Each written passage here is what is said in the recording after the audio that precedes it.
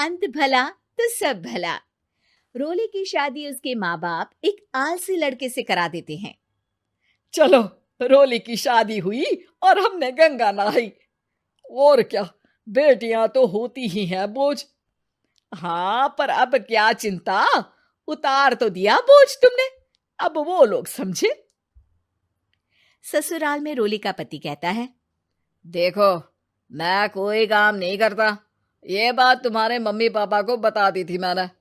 अब जो किराया आता है दुकान का, उसी से घर का गुजारा करना है। कभी भूल से भी कोशिश ना करना किसी चीज की डिमांड की। क्या मम्मी पापा को पता था कि आप कोई काम नहीं करते? और क्या, बड़ा अच्छे से पता था।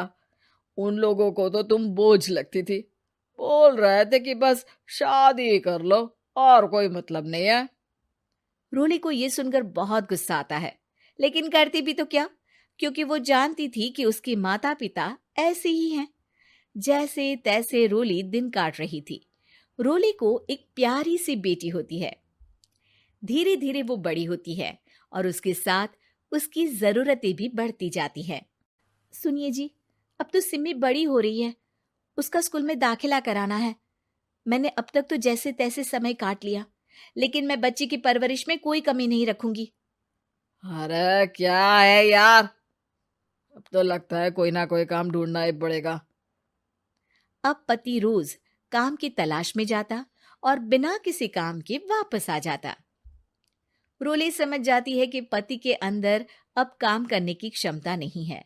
वो बेटी को उच्च शिक्षा देने के लिए कुछ करना चाहती थी, लेकिन करती तो क्या करती। एक दिन रोली की सहेली कहती है, रोली, मेरी कोई औलाद नहीं है। अगर तू मेरी औलाद को जन्म दे तो मैं तुझे तेरे मुंह मांगे पैसे दूंगी। अरे, तेरी औलाद को मैं कैसे जन्म दे सकती हूँ? सरोगेसी से। बच्चा मेरा और वैभव का ही होगा, लेकिन कोख तेरी होगी। ये संभव है रोली। रोली कुछ सोचकर कहती है, मुझे मंजूर है, लेकिन मैं इसका 2 लाख रुपया लूंगी। अरे कोई बात नहीं, मुझे मंजूर है। रोली खुश हो जाती है कि एक बच्चा पैदा करने का उसे 2 लाख रुपया मिलेगा। वो घर आकर पति को बताती है, वो भी खुश हो जाता है। अब क्या था, डॉक्टर के पास जाकर सहेली का बच्चा रोली की कोख में पलने लगता है। मुझे 20,000 चाहिए मेरे बेटी के एडमिशन के लिए। हाँ हाँ ठीक है, मैं उसके एडमिशन से लेकर सारे खर्चे उसके अकाउंट में डाल रही हूँ। रोली की बेटी का एडमिशन हो जाता है। रोली को लगता है कि वो अब सब कुछ ठीक कर देगी। दिन और महीने आगे बढ़ते हैं। अब एक दिन, एक बात कहूं जी, काश इस बच्चे को मैं रख पाती। मैं अब इससे काफी जुड़ गई हूँ। अरे यार, पता नहीं किसका बच्चा है, अपने पास है ना अपनी मुन्नी। हाँ, लेकिन अब मैं भी इस बच्चे से जुड़ाव फील करने लगी हूँ। लेकिन मैं ये जानती हूँ कि ये मेरा बच्चा नहीं है। दोनों की जिंदगी ठीक चल रही थी, लेकिन कहते ना कि सुख का पल ज्यादा लंबा नहीं होता। एक दिन रोली की सहेली का फोन आता है।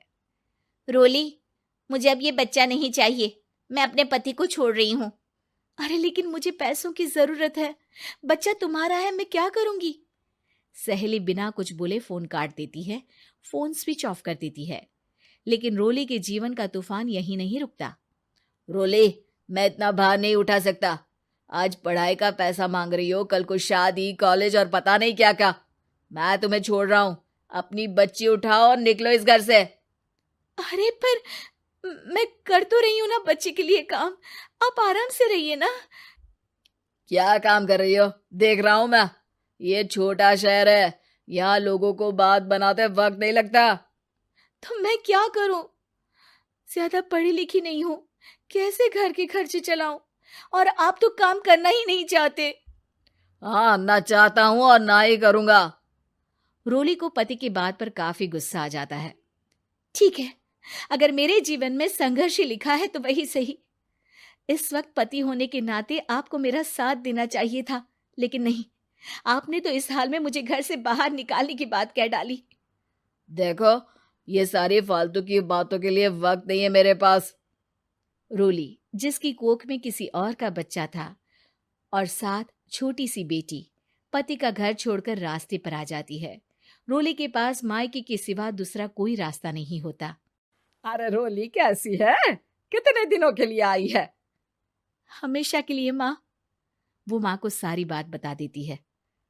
ओए लड़की, इतनी हिम्मत का काम कर लिया। अरे ना ना, यहाँ कोई जगह नहीं है। तुम तो अपना बोरिया बिस्तर उठाओ और निकलो यहाँ से। रोली के पास अब मायके का रास्ता भी नहीं बचता। वो चुपचाप बच्ची को लेकर जा रही थी कि उसे दर्द होता है और वो डॉक्टर के पास चली जाती है और फिर वहां वो एक प्यारे से बेटे को जन्म देती है। कितना प्यारा है, कितने अभागे हैं इसके माँ बाप जो इसके पैदा होने पर भी नहीं है। तभी वहां डॉक्टर आ जाती है। रोली, बच्चे के पिता तुमसे मिलना चाहते हैं। आपका बहुत बहुत शुक्रिया। मैं इस बच्चे को पालूंगा, भले ही इसकी माँ ने इसे छोड़ दिया हो, पर मैं अपनी जिम्मेदारी निभाऊंगा। तो क्या आप मुझे इसके पैदा करने के लिए जिन पैसों की बात हुई थी वो भी देंगे? हाँ, और साथ ही आप चाहें तो मेरे घर में रहकर मेरे बच्चे की देखभाल भी कर सकती हैं। मैं उसके लिए आपको सैलरी दे दिया करूंगा। रोली को लगता है कि जैसे भगवान ने उसके लिए सुकून का रास्ता खोल दिया। वो अब मुकेश के साथ उसके घर चली जाती है, जहां रहकर वो उस बच्चे की देखरेख करती है। अब मुकेश के घर को रोली अच्छे से संभाल लेती है। उसके लिए खाना बनाने से लेकर बच्चों की देखभाल और घर की देखरेख। धीरे धीरे मुकेश को रोली से प्यार हो जाता है। रोली, तुम्हारी बेटी और मेरा बेटा बिल्कुल भाई बहन की तरह साथ रहते हैं। हाँ, आखिर है तो एक ही कोख के बच्चे, अटैचमेंट तो होगा ही ना। रोली, तुमने घर और मुझे दोनों को संभाल लिया।